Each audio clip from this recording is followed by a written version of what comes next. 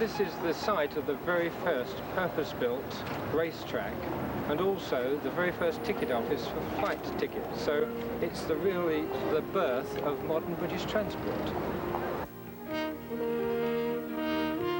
Constructed in 1907 by wealthy local landowner Hugh Lock King, Brooklands is where many of the cars involved in vintage racing today first cut their competition teeth.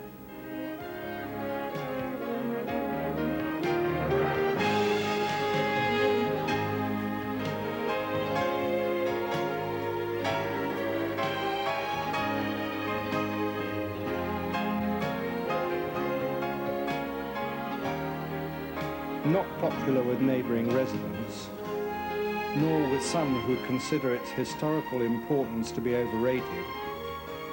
Nevertheless, it was the setting for many milestones in the history of aviation and motorsport, as well as for technological and engineering achievement.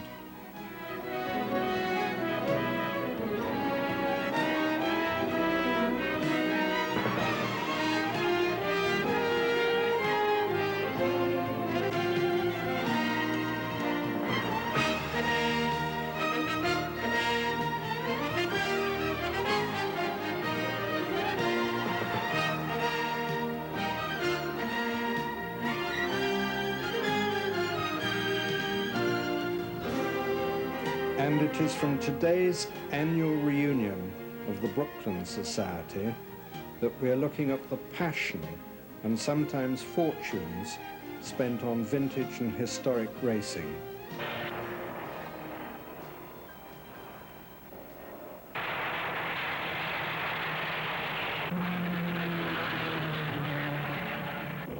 Many clubs concerned with the preservation of various marks of cars and motorcycles now choose Brooklands as their venue. But Brian Reynolds, Secretary of the Brooklands Society, considers with every justification that today's gathering is the most important of the year. This, of course, is the big one, where we bring back all the old cars and motorcycles to run on what's left of the track and the circuit. The land is owned by Trafalgar Brooklands, and today's meeting depends a great deal on their generosity and support.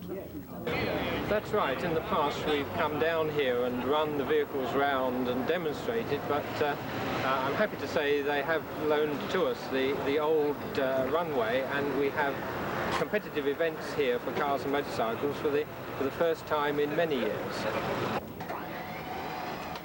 Here is the car which is probably the star of today's meeting, the Napier Elton. It has been loaned to the Society for the day by owner Victor Gauntlet and will be demonstrated by Brooklands Society leading light Dudley Gayagan. The Napier Elton was designed by Reed Railton and built by Thompson and Taylor in 1933 for John Cobb. He wanted a car for outer circuit racing and long-distance record breaking. It has a 12-cylinder Napier Lion aeroplane engine of 24 litres, which produced some 500 brake horsepower at 2,200 revs per minute.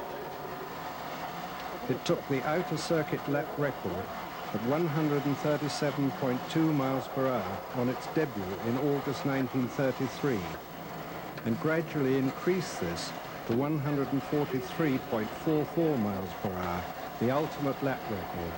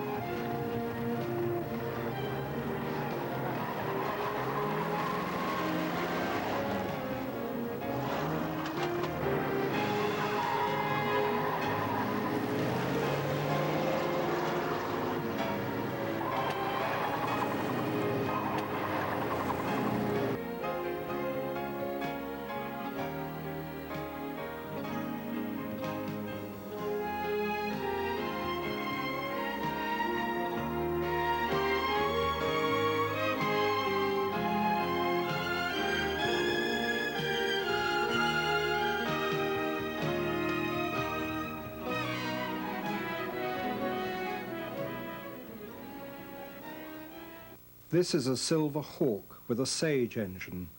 Captain Noel Macklin built some 10 or 12 of these in the early 1920s and was also involved in the manufacture of Eric Campbell cars and at a later date Invictas and Railtons.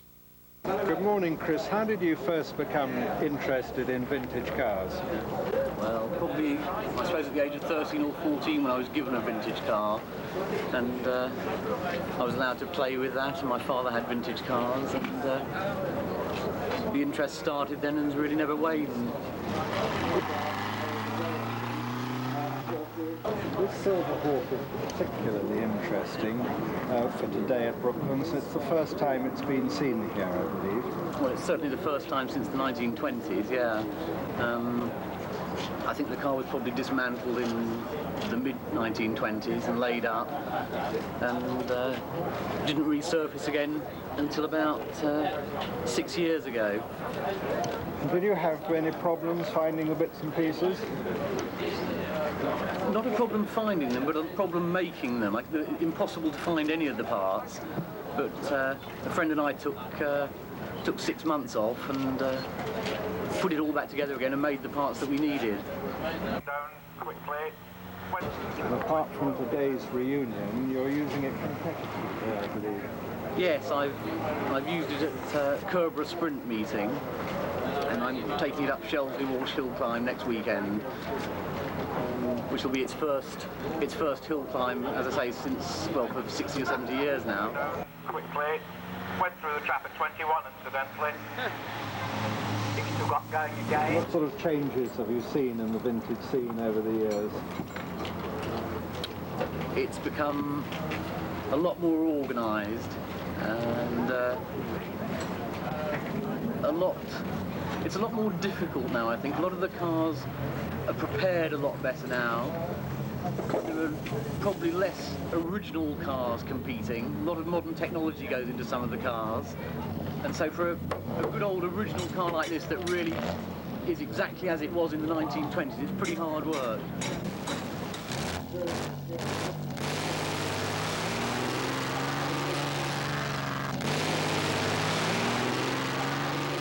Another very original car with strong Brooklands connections is the Dunham family Alvis.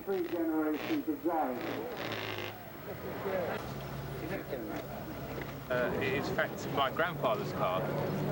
He had it built by the Alvis Car Company in 1938, and it competed in 1938 and 1939. It then passed to, after the war, my father took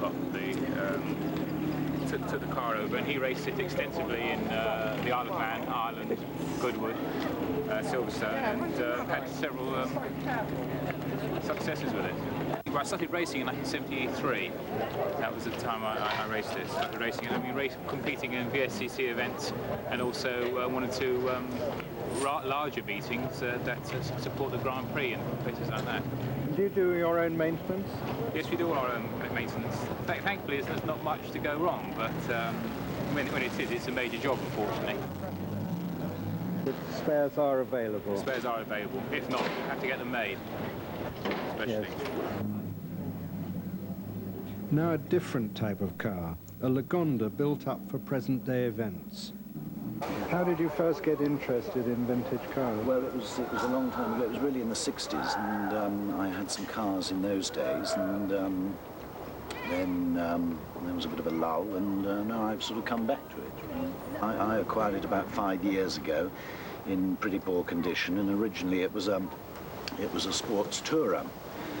But it had long since lost its body. They didn't make many of these cars, and they were quite exotic in the engine department, whereby they used twin overhead camshafts at a time when it was really only the Italians and French who were into these sort of things.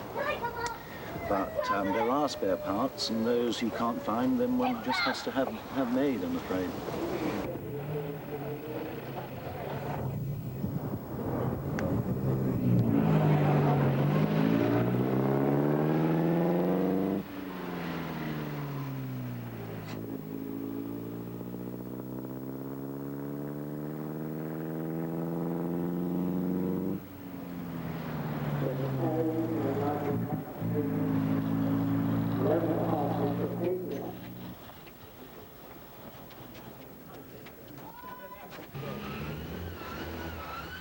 Worth every penny for the noise alone, the blown side valve single-seater Austin 7, as raced by K. Peter, is now enthusiastically looked after by the Way family.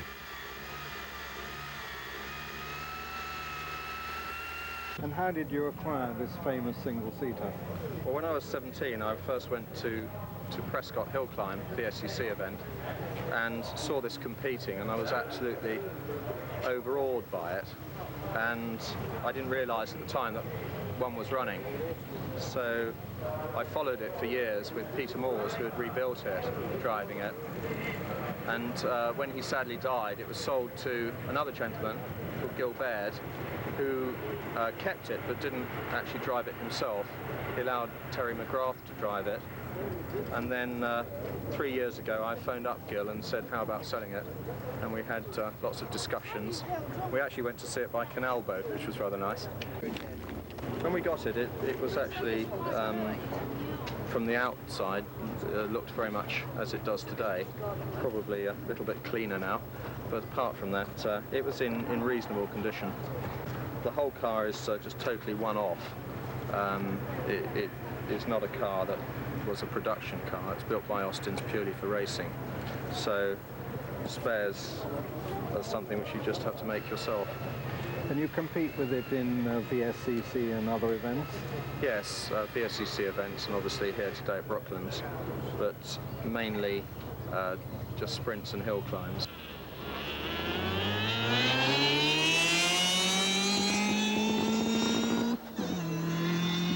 Miles an hour. Yes, into the engine. Shifting away, very sort of steering on this. Jerking is about a lot. Gets him where he wants to get though with it, going nicely up the straight. And crossing the line now, shrieking across the line. 43.85.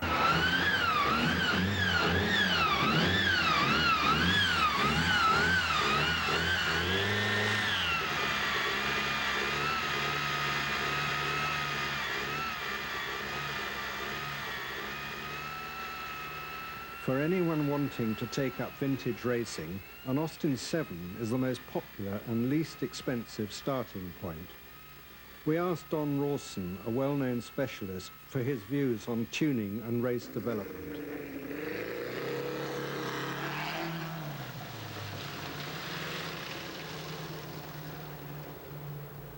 What advice would you give to someone wanting to start racing with a very limited budget of, let's say, about £2,500?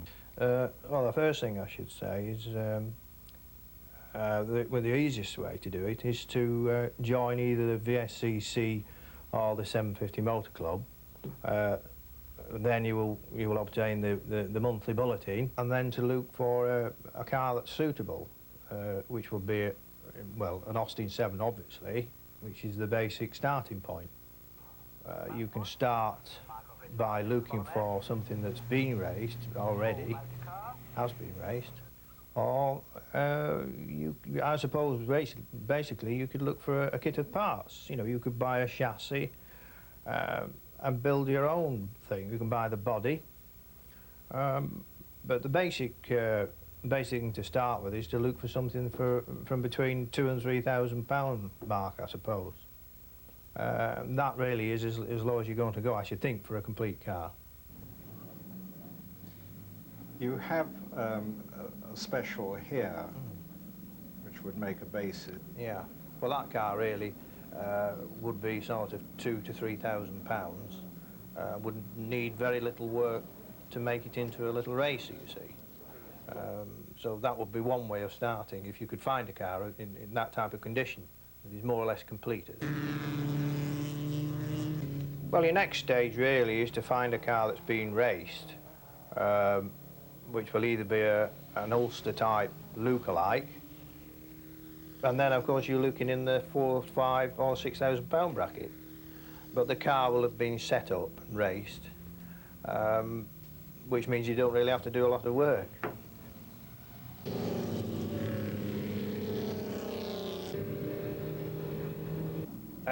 Well, the next step is the single-seater, which is more expensive. because it is actually a one-off production. We're talking then around about figures of, I suppose, £12,000 for an unsupercharged car, that is. Obviously, if you need to build a supercharged engine, it is a lot more expensive. And there again, it depends on which way you go about building the engine. I mean, there are various different ways of doing it. Also, we must remember that the basic Austin 7 engine is particularly suitable for supercharging. So therefore, you need to buy a Phoenix crank, plus stronger connecting rods, pistons, etc. The engine alone, you see, would account for £2,500 of that. And obviously, like I say, with a supercharged engine, it would cost a lot more than £2,500. But for a steel crank, with all the modifications, to the lubrication system and stronger rods, which more or less produces an unburstable engine that you can run to 6,000 revs all day long, that's the sort of money you'll be looking for. I see you have a dynamometer. Yeah, well, obviously, which is imperative. Any engine that's rebuilt obviously needs to be run on a dynamometer,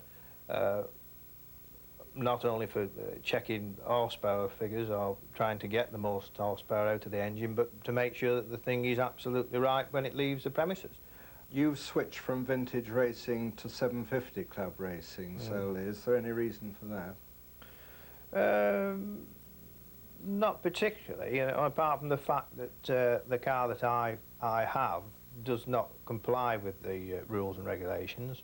It's a little bit of a development type car where I use it for developing engines, basically. So a lot of the bits and pieces on it don't comply. I see from your workshop that you don't only handle Austin 7s. No, we'll have a go at anything, basically. We've just got the Delage engine to complete a restore. But we do a fair amount of Bentley work.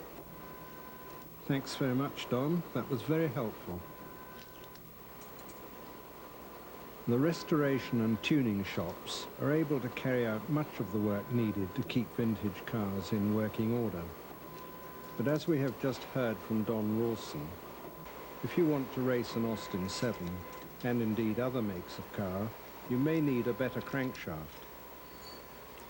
We went to talk to John Newman of Phoenix Crankshafts in Slough, where they design and manufacture crankshafts, connecting rods and other essential components. What difficulties do you have manufacturing crankshafts for vintage cars? Well, no difficulties as such. The only dilemma facing customers and therefore ourselves is whether they are purists, and if so, then we have to acquaint them with two facts really. One is that by design the crankshaft is going to be inferior to what they would otherwise get, and in reproducing the original it's going to be more expensive. Now if they can live with that, we'll make them that sort of crank. But what we like to do is to incorporate, for example, counterweights on modern crankshafts and give them the best we can for their particular car. A very popular modification is to replace the old type of white metal bearing by modern shell bearings. Yes, we do a lot of shell conversions. Now that shells and indeed filters are accepted by the VSCC, most people take the opportunity when they're rebuilding their engine to have a shell conversion. So we do shells on the mains and on the crank pins. There are many Bugattis being raced, and some models have expensive and complicated roller bearing cranks. Have you modified them? Yes, we have. We do quite a few Bugattis. We've got two Bugatti Royales going through at the moment, as well as a Type 57. And the most interesting one, and the one we do a plain bearing conversion for, is the Type 51 and the Type 35. The originals being massive roller bearing crankshafts, which are very heavy, very expensive, and with a very short life.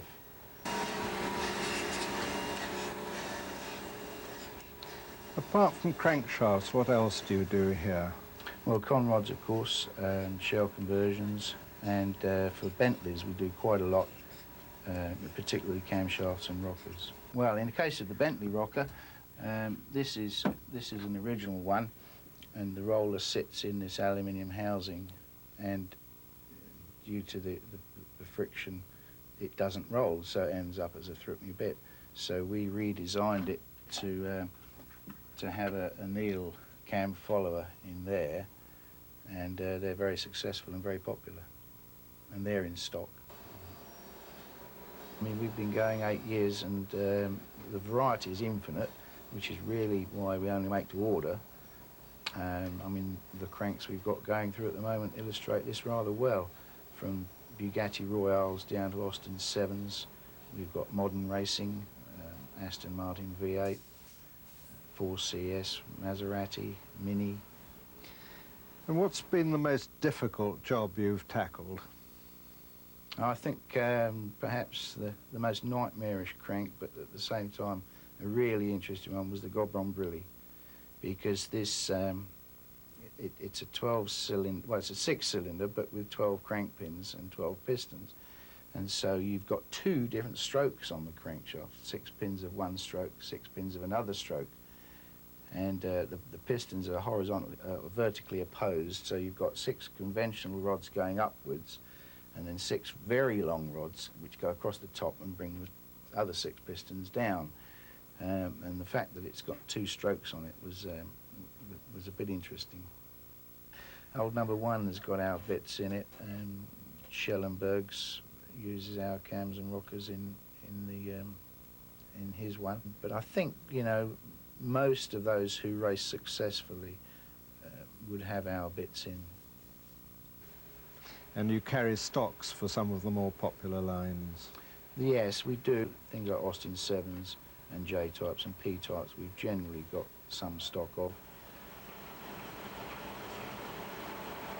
On the bore at the moment there's a Meadows 4ED which is on shells. But what is your average delivery time? Well, currently and usually about 10 to 12 weeks from receipt of order.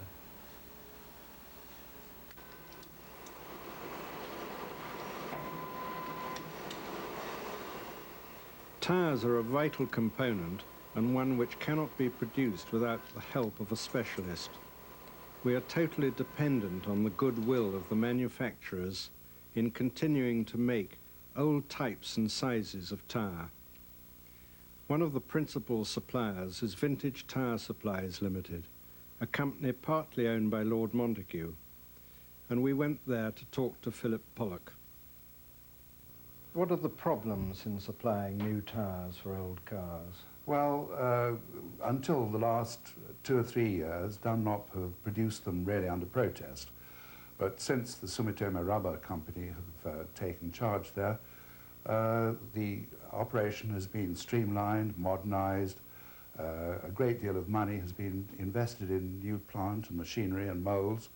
And now we have stock of all sizes of vintage tyres, both racing and for road vehicles as well. I had them specially made for a type of Mercedes. There are only 3 in the world.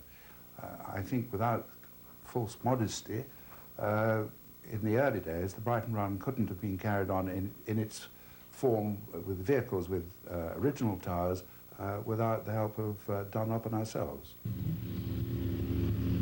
The 484 compound and the 204 compound, nothing softer than the 204 compound is allowed by VSCC. We even use Kevlar for the beads of beaded edge tyres these days, which is, as you know, a very strong material, very light. I suppose about 15% of the tyres we supply are for racing and the rest are for road use. But we stock most sizes of racing tyres.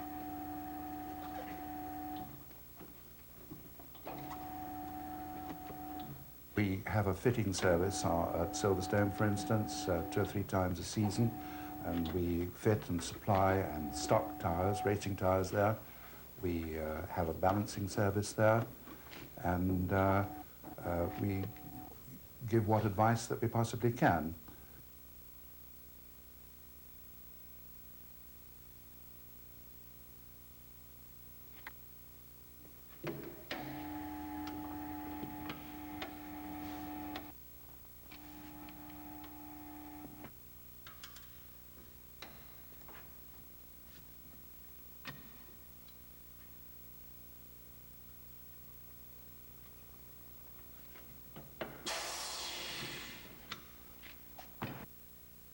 We have an old 1935 Morris commercial van, which we run for publicity purposes. Actually, we swapped it for an old marvellous Auburn Concorde, which is now in the National Motor Museum. But we find the van carries more tyres than the Concorde does. We've got other bits of old machinery around. We have probably the only Dunlop beam wheel balancing machine, which is still working. And this balances up to 21 or 22-inch wheels, which of course you can't get on modern wheel balancing equipment.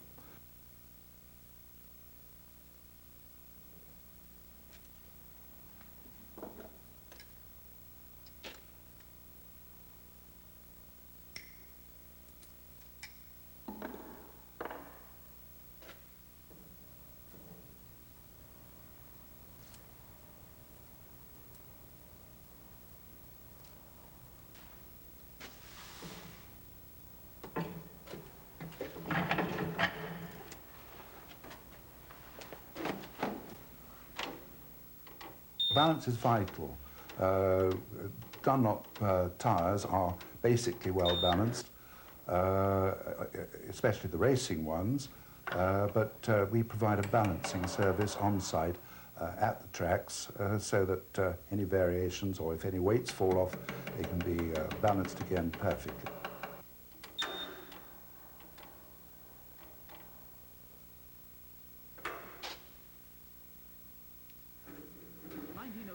And Lord Montague is still actively engaged in the company?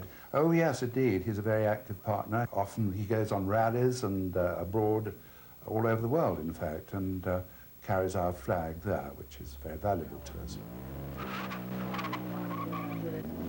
Having looked at the least expensive end of vintage racing and a few of the problems involved in keeping these cars running, a natural progression would be to move up in engine size to, say, an MG or a Riley. Peter Green owns one of the most famous and most valuable of the racing MGs, and we asked him to tell us a bit about his car. Well, basically I've been interested in vintage motoring all my life because my father and my uncle both had pre-war MGs pre-war. My uncle has had the car that won the TT in 1934 and I used to drive that. And that got me really interested. I bought this from a dealer in 1979. It was all complete, all the original parts, but I have completely stripped the whole thing down, rebuilt it and renewed what had to be done. Originally, Whitney Strait bought the chassis from the works at MG Works at Abingdon, bought it here to Brooklands and had Thompson and Taylor built this body. He raced it for a year, then Dick Seaman had it the following year. Both raced it quite extensively here at Brooklands, yes. I do sprints, hill climbs and a little bit of racing, but only half-heartedly, just for the fun of it really.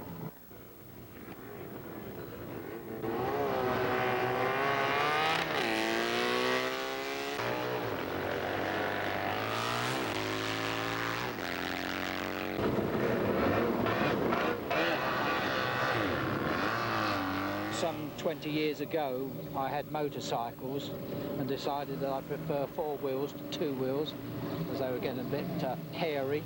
So we initially bought a Riley, and then my wife bought a very rare Sigma French car, and from that we progressed to MG PBs, a supercharged MG. I've got a couple of Amel cars on the go, and the Riley Brooklands that you see here today. We've had the Brooklands about 2 years now. It was basically in the same condition as it is now, but we subsequently had the engine out, had it rebuilt by Barry Gillis, a specialist in this field, particularly with Rileys. And my son sometimes drives this car in races, and my wife does the sprints herself.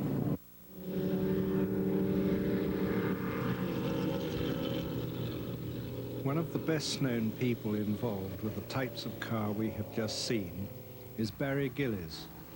Barry is rebuilder, tuner, dealer, and together with his family, an enthusiastic competitor at many vintage events. we went to Bradfield to learn about his cars and listen to his advice. Welcome to the establishment, John. Thank you, Barry. As you know, we've looked at Austin 7s on the grounds of cost and simplicity as a likely starting point for vintage racing.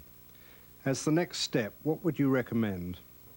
I would suggest a Riley 12.4 Special because they're very good value for money. They're much stronger than an Austin 7, potentially a lot quicker, and they offer you a lot of room for development should you find there's a little bit more money available later.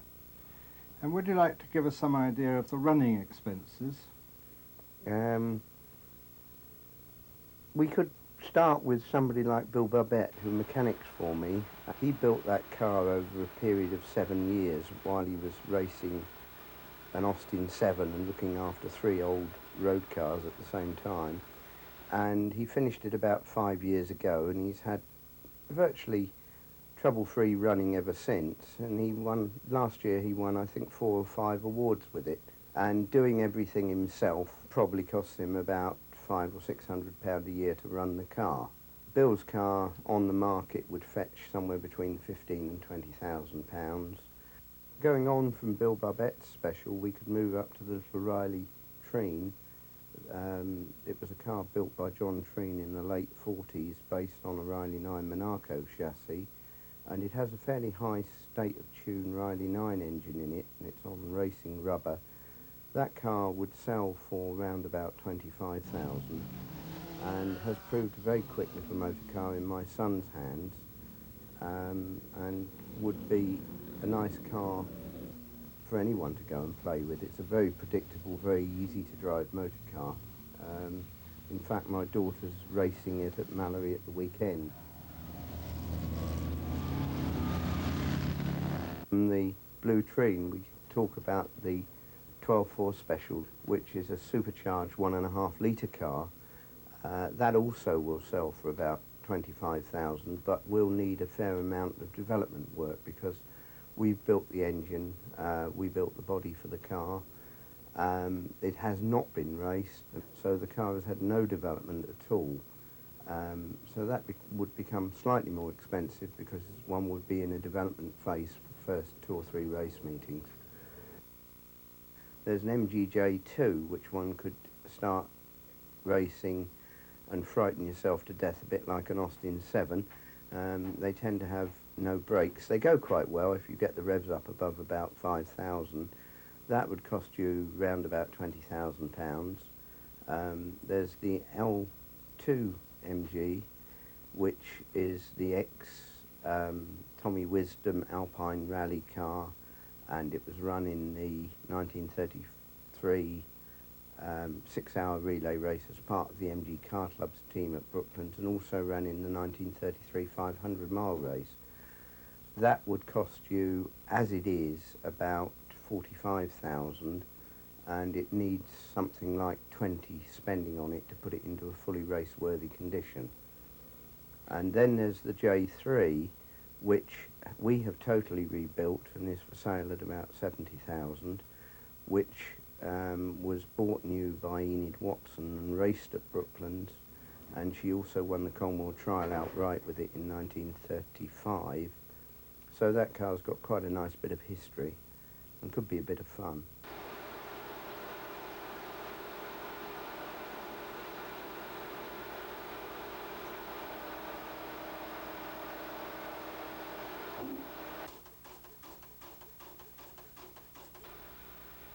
We are in the middle of an expansion in the machine shop because we're finding we need to make more and more bits. We need more and more machinery. And so we've just added a new lathe, not new, a new second-hand lathe, a twin spindle drilling machine, a surface grinder, and they will be followed with a cylindrical grinder and a Delapina hone. We managed to do most machining in-house. We can machine things as fundamental as gearbox cases and manufacture quite a lot of parts for the sporting TT Sprite type Riley. We in fact have production runs of those and stock quite a number of bits for special builders.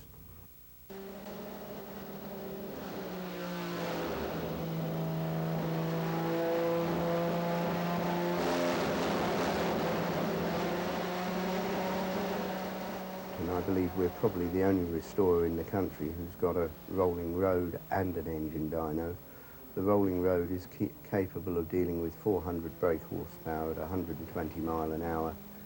The engine dyno is capable of dealing with 300 brake horsepower at 8,000 RPM. We also have a full electronic test facility to go with those dynamometers. And we also have fairly comprehensive bodybuilding facilities.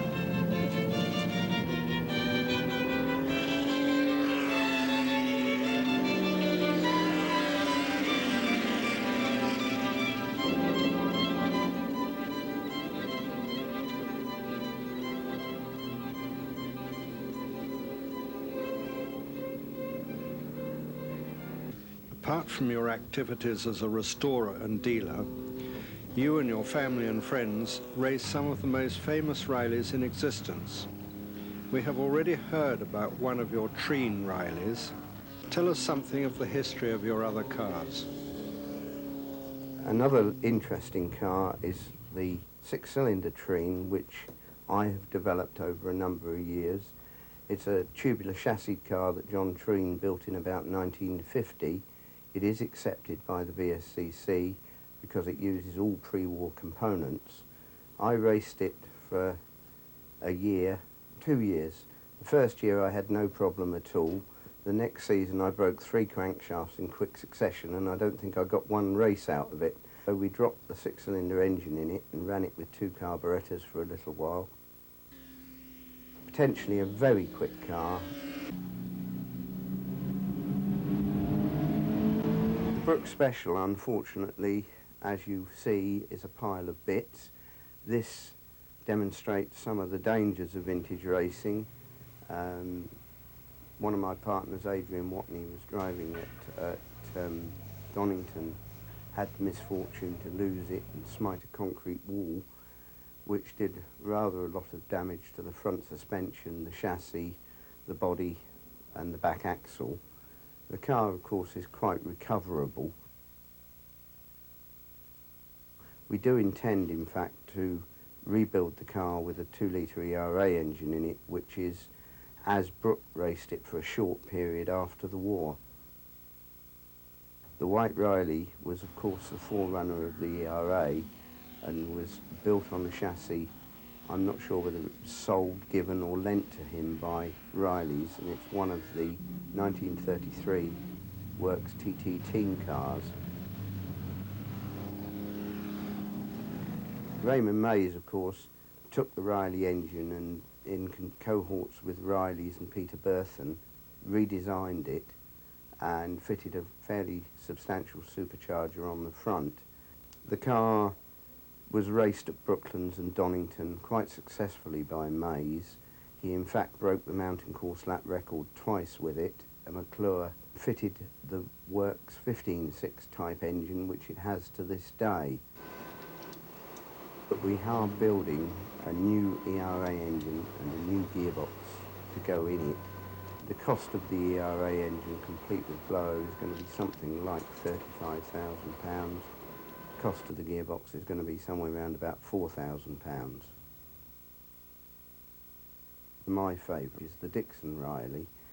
It's still my favourite, even after it bit me fairly hard last year at Silverstone. It's the car that I have always wanted to own because it is the ultimate, in my mind, unsupercharged pre-war racing car, and I think we've returned it to that point of eminence now. The brake compensation is quite a wonder to behold, and his hand throttle is a wonderful boon when you're having to try and brake, change gear and steer at the same time. It has a very special set of Dixon carburettors, which are effectively two triple choke SUs mounted onto a manifold with a slide throttle which runs on little roller races and gives you perfect tuning without any problems of twiddling the screws and balancing carbs. All one has to do is to get one's mixture right.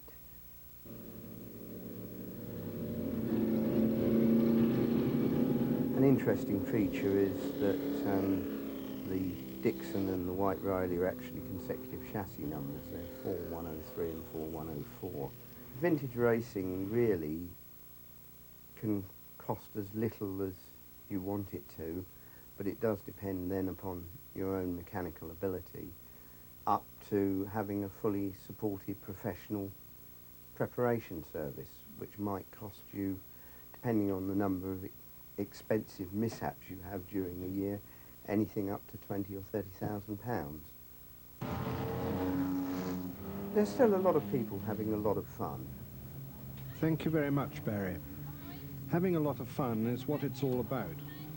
And with that cheerful wave from Stanley Mann, Mr. Bentley of the present-day vintage motoring scene, we go to talk to him at the Brooklands Sprint.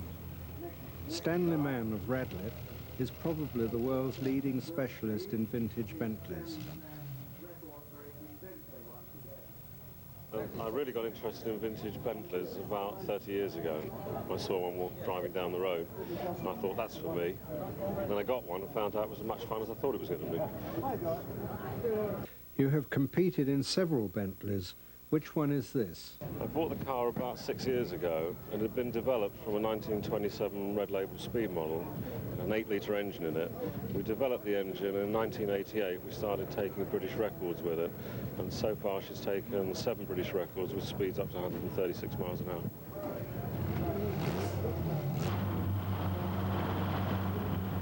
I think we're the fastest car today on the sprint, but I think the main opposition went home earlier. Must have frightened them off.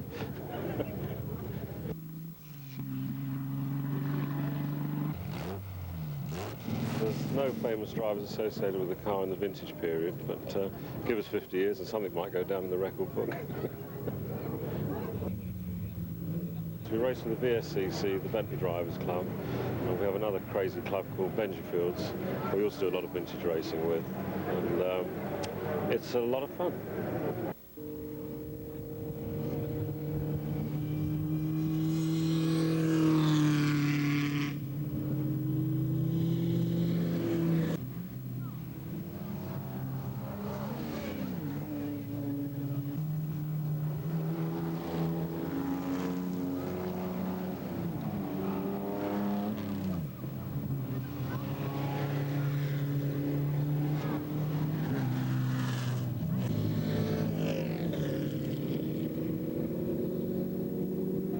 At that point, Michael Ridge margin to the bottom edge.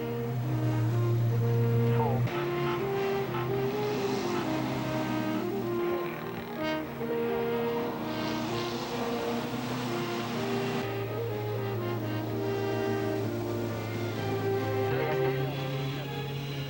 We have looked at the possibilities of starting vintage racing with Austin 7s, then MGs or Rileys. Of course, there are many other makes being raced. Fraser Nashes, Alvises, Aston Martins, to mention only a few. As we have seen, vintage racing at all levels is for fun, and the level at which you decide to enter will probably depend on how much you can afford. Really very, very quick into the bottom edge.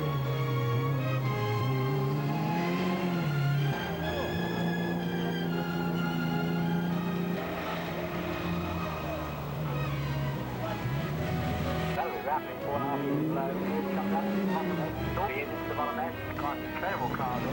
There he is. Thank you very much, sir. 72 miles an hour. Oh, yes, indeed. It shows right, nice, quick into the bottom end now. Speedily there. Flips the corner. Yes, here's Billy Giles. Going to take you wide at the moment, drifting the car out to the bottom end. Very much.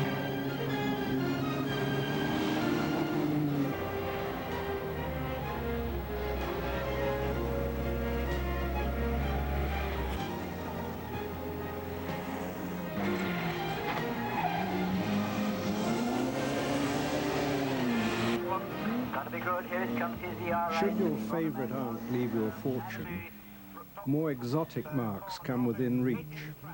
Bugattis, ERAs, Maseratis, Alfa Romeos. And with this in mind, we visit Paul Grist, a leading specialist in the restoration of Alfa Romeos.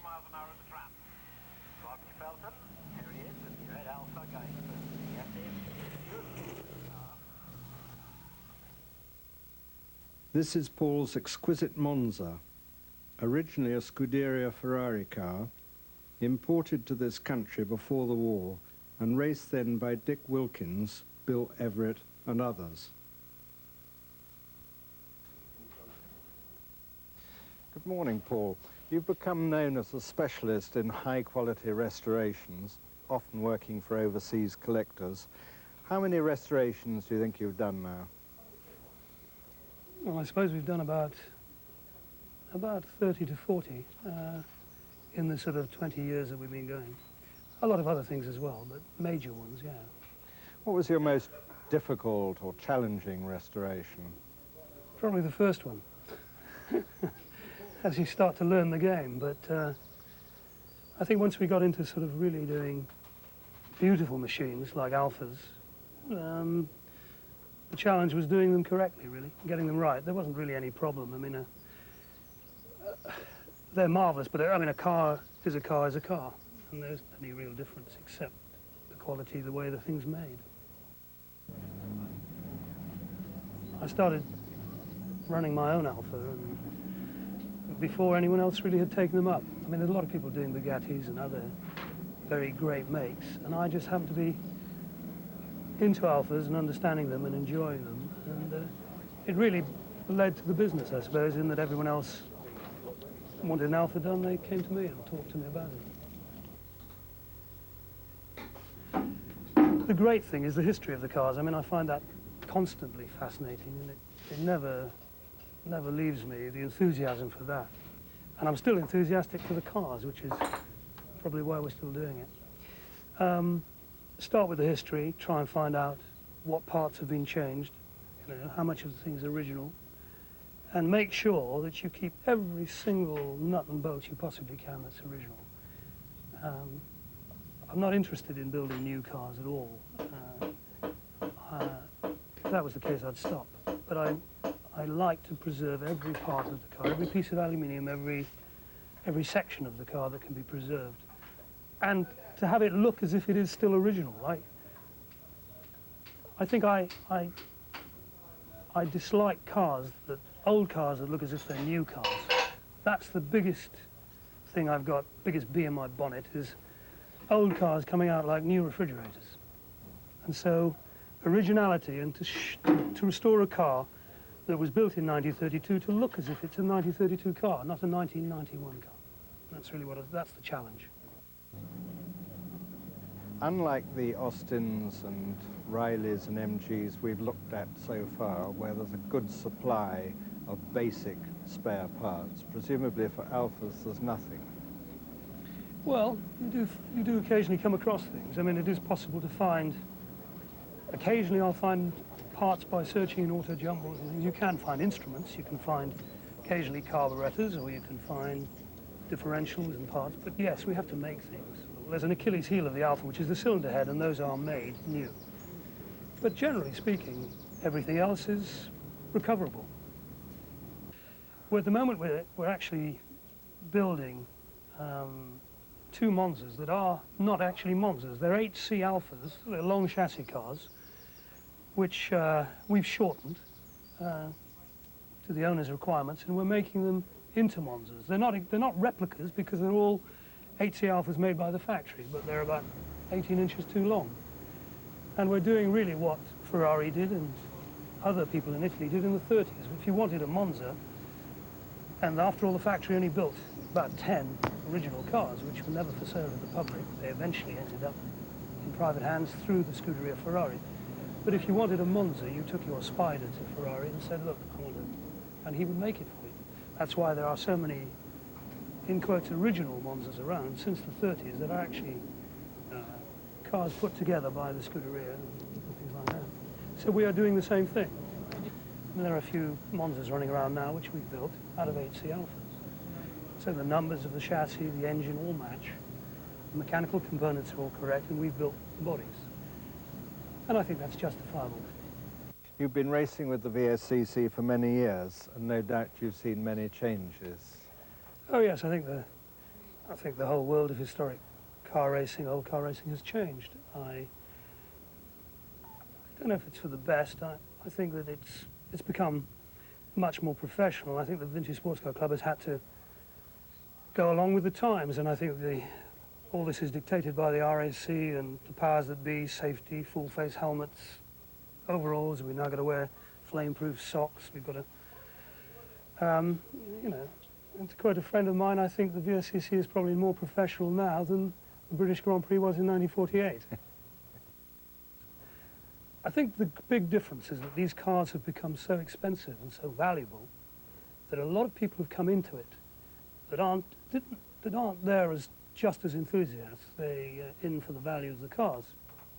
Fortunately, a lot of them have become enthusiasts by owning them and racing them, and I think that's marvellous. But what it's tended to do is I think it's moved the possibility of ownership of these things outside ordinary people. And I think that's very sad, because I think what will happen in something like the VSCC is that unless young men drive these cars, and sons are lucky enough to drive them, it'll become a sort of a lineup of old fogies sitting in their cars at the start line. My son, having attended a Nürburgring once, which is called the Old Timer Grand Prix, you'll be delighted to hear, looked at me and said, Old Timer Grand Prix, old timer people, old timer, and he's quite right. I think it's good that there's some young people actually now driving these cars. But how any young person affords to buy one, it's just impossible.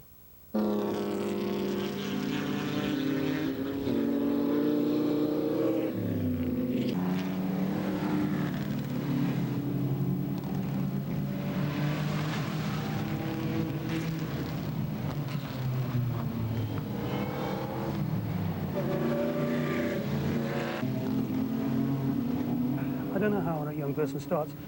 I mean, normally young people can't even afford to buy something like a Morris Hague, which is not a car you'd go racing in. I think that's why so many Austin 7s and Rileys get chopped up from perhaps quite nice cars to make them into racing cars. I think it's very hard, and I think the danger is that the club will end up either having all these cars ending up in museums and collections, or very, very getting older people driving them, and young men won't have a chance. I don't know what the answer is, really. I think the club's got to encourage perhaps other forms of cars in, maybe like the Formula 3 500s, which are still possible to buy, they're cheap, and they are real racing cars. I think that opportunity has been missed, actually, to encourage young people to drive. As a potential vintage aeroplane passes overhead, Paul, thanks very much for your time.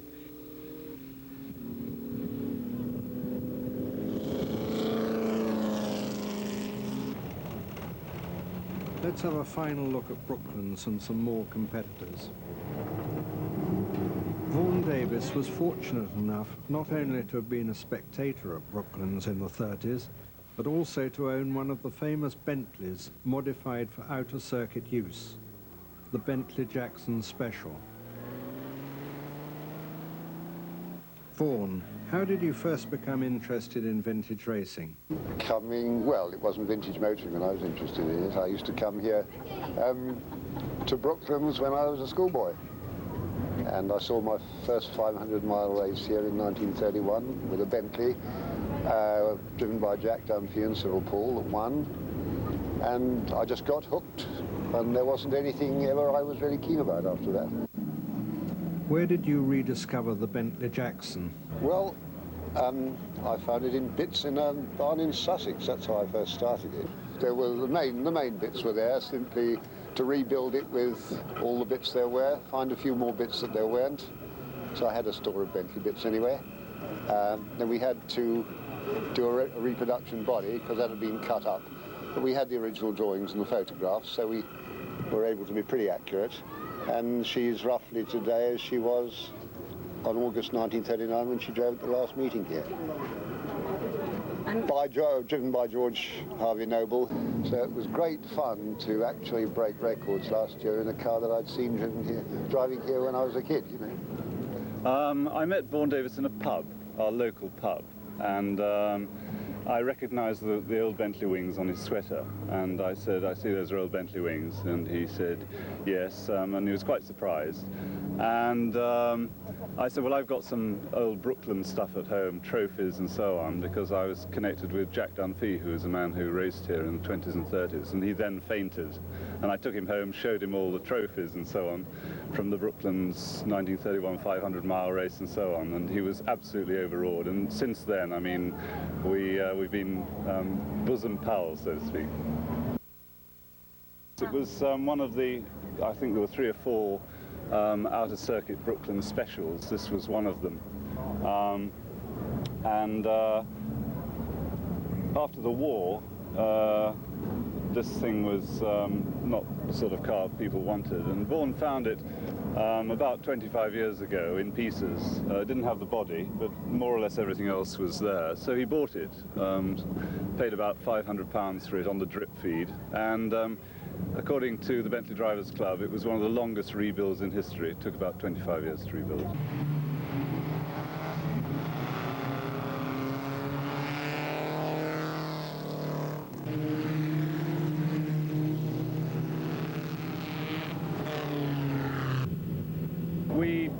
We've had quite a busy season this year. Yes, we do VSC Silverstone, Bentley Silverstone, Donington Park, Mallory Park, and a few sprints. Great fun.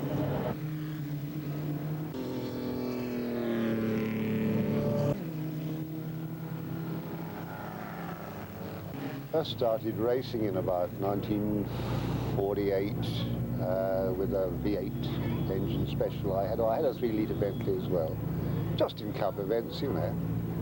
Never really expecting or, in fact, winning anything at all, I don't think, but just a lot of fun.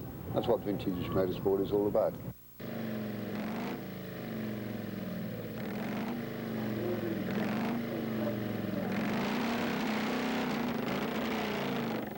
But of course, any hobby has its problems. And race here at Brooklands from 1929 to 1935.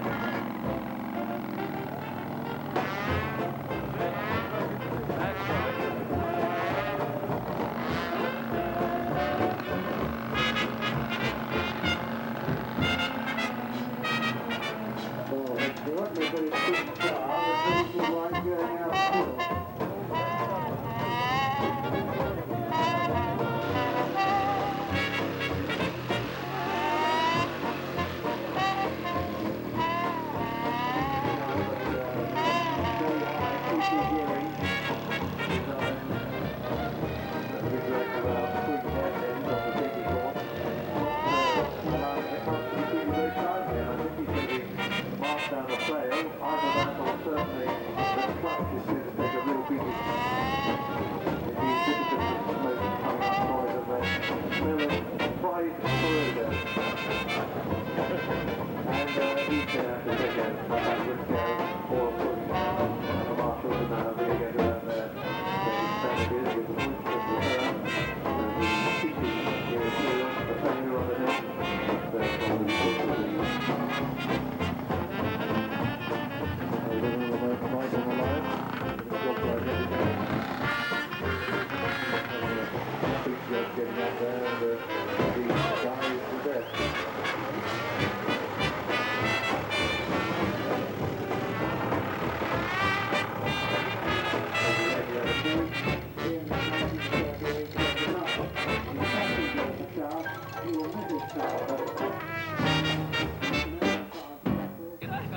are the Society's plans for the future? To support the museum and to gradually increase the use of the area so that people can come and see how transport in its modern form originated. It's an ideal place to come to see how things started, and the test hill and what's left of the circuit is quite a historic drive, even in some of the more modern vehicles. Well, it's been a most enjoyable day, Brian. Thank you very much. Delighted to welcome you. How did you enjoy the day's meeting? Yeah, very much indeed. Very good fun. Very nice. Very much. We really enjoyed it. It's a lot of fun, actually. Very good day out. Oh, it's really very good indeed. Very much. What was the highlight of the day for you? Getting in, I think. Going on the test. Hill climb. The sprinting. Napier Wroughton. No particular highlight. The test hill. Walking around the assembly area.